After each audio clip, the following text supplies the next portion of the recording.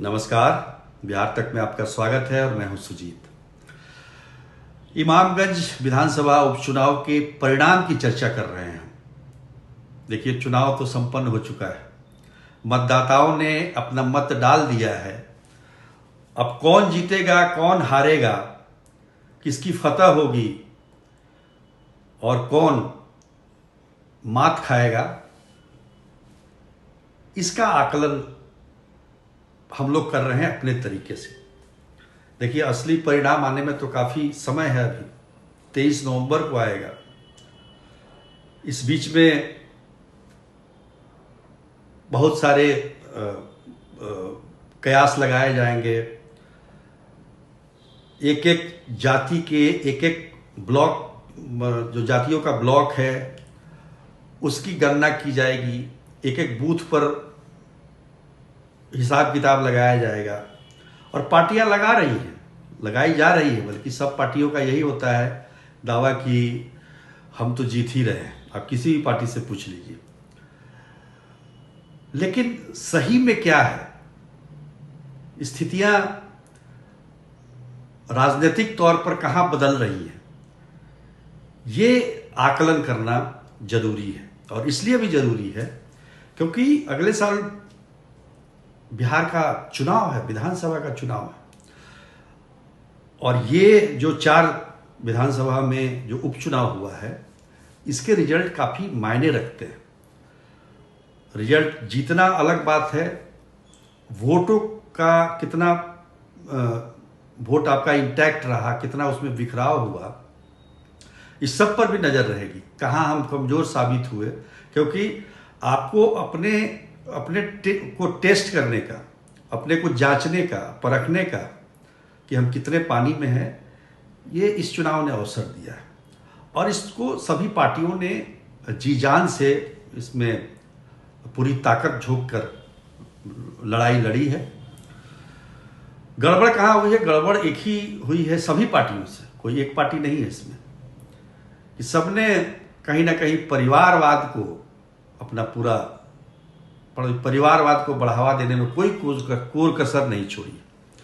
मतलब इस चुनाव ने यह साबित कर दिया कि आप किसी पार्टी को आप ये नहीं कह सकते हैं कि फलाना पार्टी जो है परिवारवाद को ज़्यादा बढ़ावा दे रहा है। अब देखिए, जीतन राम मांझी 2 बार से इमामगंज के विधायक रहे, मंत्री बने, केंद्र में यहीं से सांसद, मतलब गया से चुने गए सांसद, और केंद्र में मंत्री हैं और महत्वपूर्ण विभाग है उनके पास। तो उनकी प्रतिष्ठा यहाँ पर दांव पर इसलिए भी लगी है क्योंकि उन्होंने अपनी बहू दीपा मांझी को हम की टिकट पर यहाँ से चुनाव मैदान में उतारा है। अब देखिए, ससुर केंद्र में मंत्री हैं, दीपा मांझी के पति बिहार सरकार में मंत्री हैं और वो खुद उम्मीदवार हैं पार्टी से। तो परिवारवाद तो है यहाँ भी, निश्चित तौर पर उसको नकारा नहीं जा सकता है। और ये जनता देखती है इस बात को। उसी को देखते हुए आरजेडी ने रोशन मांझी को, मांझी जाति से ही रोशन मांझी को चुनाव मैदान में उतार दिया। अब लड़ाई दिलचस्प हो गई। हालांकि दोनों एक ही समाज के हैं, एक ही जाति के हैं।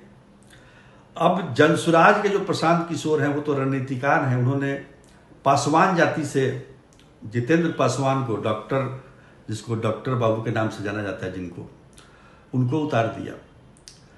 तो लड़ाई बड़ी दिलचस्प हो गई वहाँ पर। अब मांझी आपस में लड़ रहे हैं। पासवान भी अच्छी खासी संख्या है वहाँ पर पासवानों की। और एक बात भी गौर करने की है कि चिराग पासवान, जो कि एनडीए में है, वो दीपा मांझी के प्रचार में नहीं गए। तो जनसुराज को इसका फायदा कहीं ना कहीं मिला। पासवान वोट में बिखराव नहीं हुआ, मांझी वोट में जरूर बिखराव हुआ है। अब चूंकि जीतन राम मांझी यहां से 2 बार से विधायक रहे हैं, तो बहुत सारे लोगों की शिकायतें हैं उनके खिलाफ कि उन्होंने ये वादा किया, वो वादा किया, उसको पूरा नहीं किया, रोड नहीं बनवाया, फ्लाईओवर नहीं बनवाया, बहुत सारी शिकायतें हैं और इसकी वजह से कई गांवों में आज वोट का बहिष्कार भी किया गया विकास के नाम पर। तो कहीं ना कहीं यहाँ पर जो है, अब देखिए, जितेंद्र पासवान ने भी माझी का वोट लिया है, जैसे कि जानकारी मिल रही है, जिस इलाके से वो आते हैं बाके बाजार से, वहां से। और जो जातीय समीकरण है और अपर कास्ट है, अति पिछड़ा, पिछड़ा, ये सब का कॉम्बिनेशन अगर देखा जाए, ओवरऑल देखा जाए, अगर एक एक जाति का आकलन हम ना करें तो परसेप्शन जो नजर आ रहा है इमामगंज में, वो कहीं ना कहीं आरजेडी को एज दे रहा है।